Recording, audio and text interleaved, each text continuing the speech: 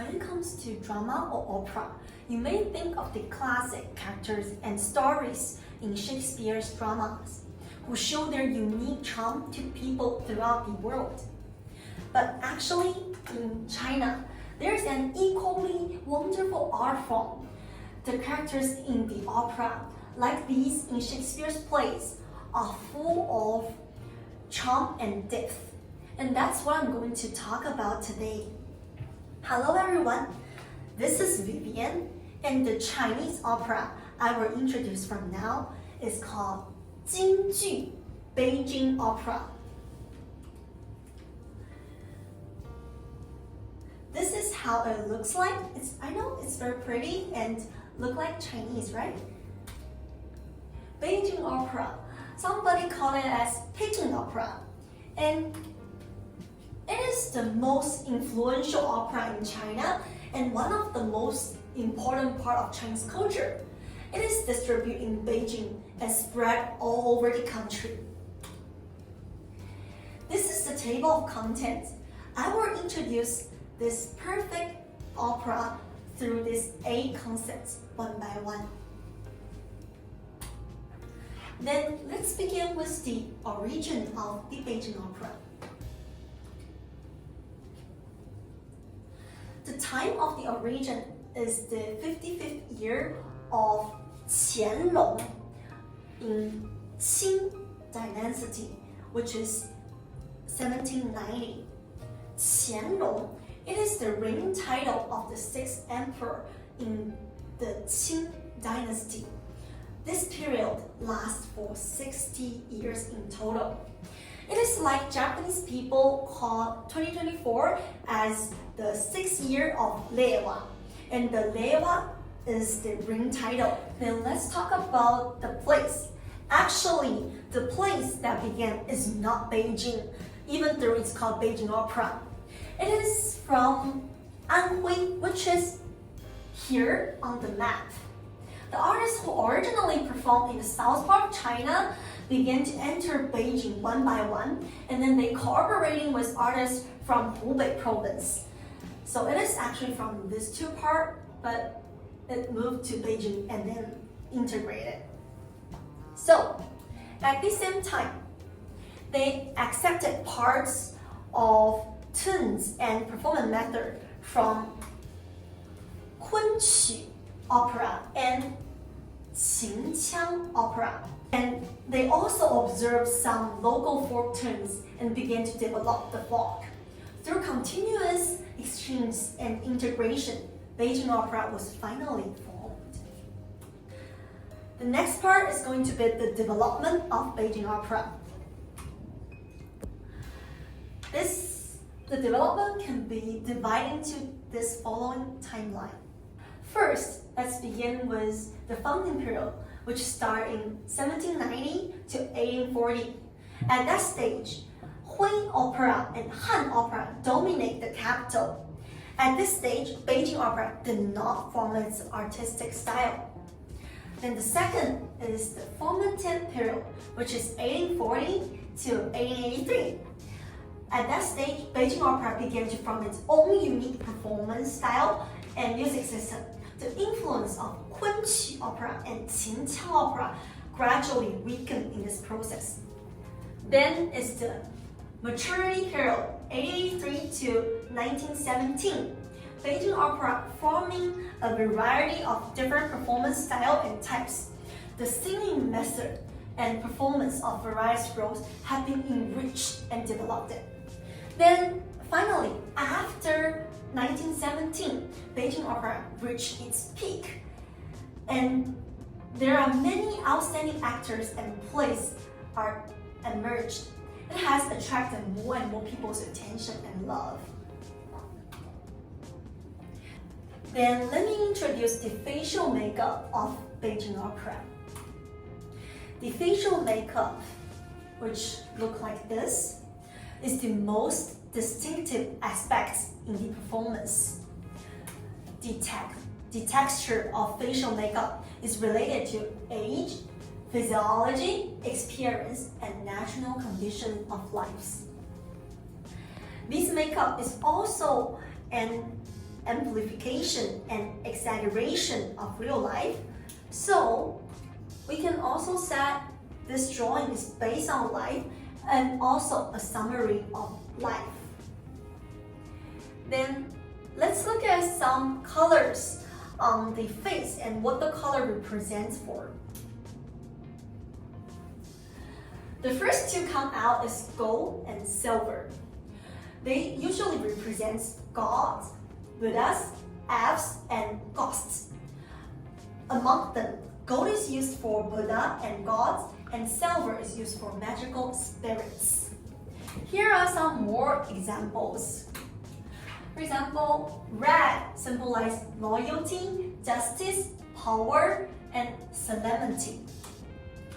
Black symbolizes fair, selfless, irritable, rockless, and straightforward. Yellow symbolizes bravery, fierceness, cruelty, and violence. White symbolizes sinister and cunning. Purple symbolizes wisdom, courage, righteousness, and dignity. Last one, green symbolizes bold, recklessness, and impulsiveness. Here are just an example of the types of facial makeup. There are actually other kinds of color in facial makeup that I have omitted. If you guys are interested about it, you can search it yourself. Let's move on to the fourth part, which is the full category of roles in Beijing opera, which are 深、淡、静 and 丑. Can you guess the meaning of these Chinese characters? First is 深. 深 is the male role, which the face do not have very complex patterns. For example, 老生 is male adult, usually wearing a veil. 小生 is young male. 武生 is male with good martial skills, because the Chinese character 武 means martial in this case. And 红生 is male with red facial makeup. However, here's a point, that the character with other facial makeup of color, such as green, blue, black, are not specifically listed as a single character. So there is actually only 红生. There is no other like 绿生 or 蓝生 like that. And the last thing of 生 is 娃娃生, which is the role of children. The second one is 淡. 淡 is the female role. For example, 青衣 means adult female. They mainly sing during the performance. And some people call this also as 正旦. The next part is 花旦, is young female, mainly speaking during performances. And 老旦 is old female. 武旦 is a normal person who has high martial skills. And the last example is 刀马旦. 刀马旦 is the commander in show or general. And some records shows 刀马旦 is a type of 武旦. It refers to 武旦on a horse with a sword, because this character means horse and this character means sword. And the next one is 静. 静 is the painted male role. It usually has very distinct personality characters, such as this, and they usually wear very complex patterns on their face. Facial makeup, what I showed it before. And there is only 3 types of 静. 正静, it mainly focus on singing during performance. And 附近 is mainly focused on action modeling during performance. Last one's 武进, the act was martial arts. And the fourth one I'm going to introduce to you guys is 丑.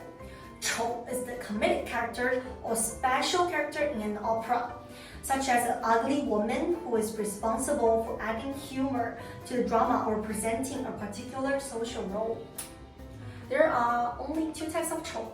First is 文丑, he used language or looking to express the funny, and 武丑 is used turning, jumping, and martial arts to show humor. Then the role is done. Now let's look at the four greatest artists of Beijing opera. They are 梅兰芳、陈念秋、荀慧生 and 尚小云.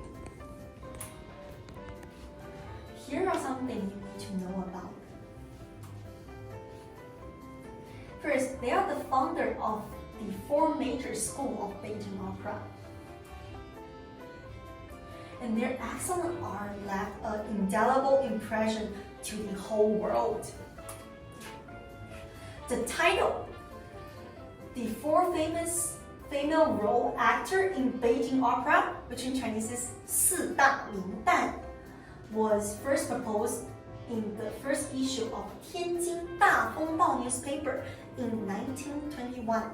And this is how the paper looked like. 四大名旦 and their forms. Then it's the music and instrument of Beijing opera. It's an opera, so of course it's going to have music instruments of it. Music and instruments are also integral to Beijing opera. This picture on the slide shows the music instrument that commonly used in Beijing opera. As you can see, there are lots of types of instruments that are used in the performance, and it's different from Western instruments. Let me give you two examples of them.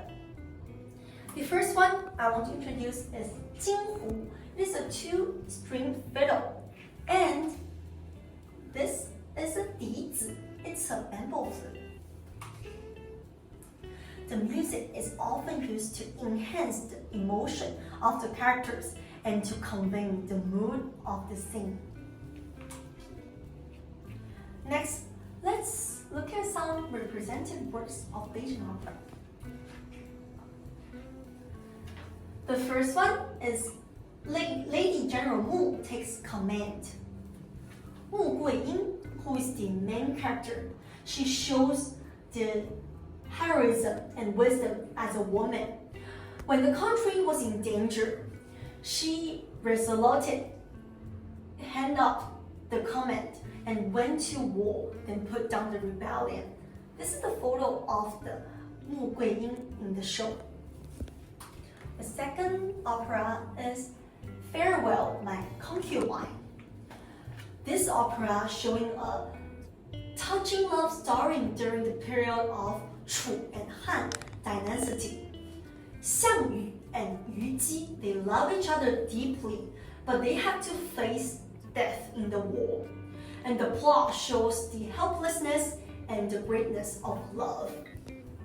Actually, Xiang Yu is the Jing role, and Yu Ji is the Dan role.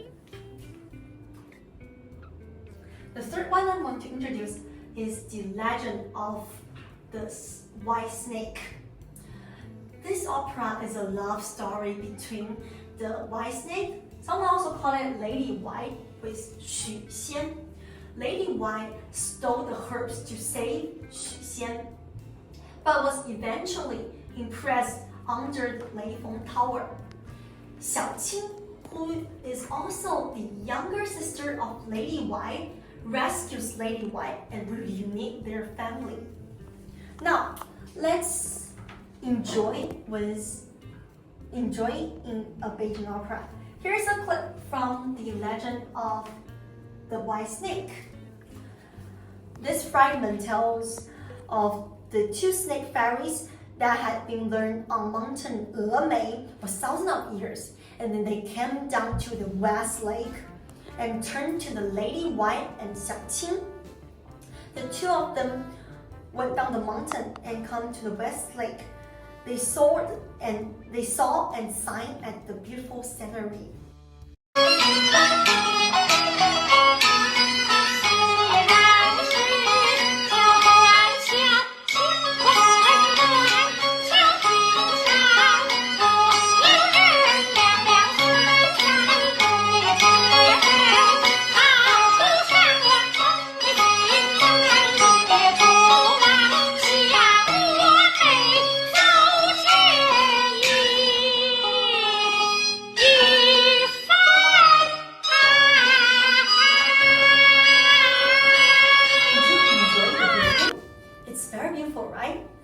Finally, Beijing Opera occupies an important position in China and even through the world. Let's look at the honor of it. In short, Beijing Opera embodies a rich tapestry of traditional Chinese culture, and it is widely broadcast throughout the country and has been called National Opera. The performance system named after Mei Lanfang is regarded as one of the three major performance systems in the world.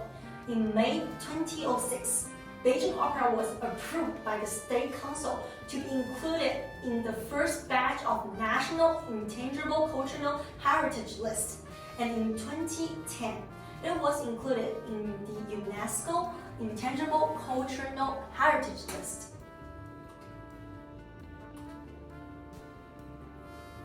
The music, singing, performance, roles, costumes, makeup, and repertoire of Beijing Opera showcase high artistic stance and profound cultural heritage. As a key symbol of traditional Chinese culture, it carries deep historical and cultural significance and is a national treasure of China.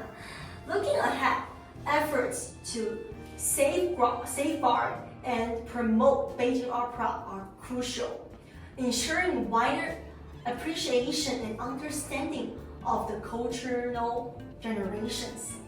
And that's all for my presentation. Thank you for listening. And if you have any questions about Beijing Opera, please let me know in the comment. And wish you guys have a nice day. Bye bye.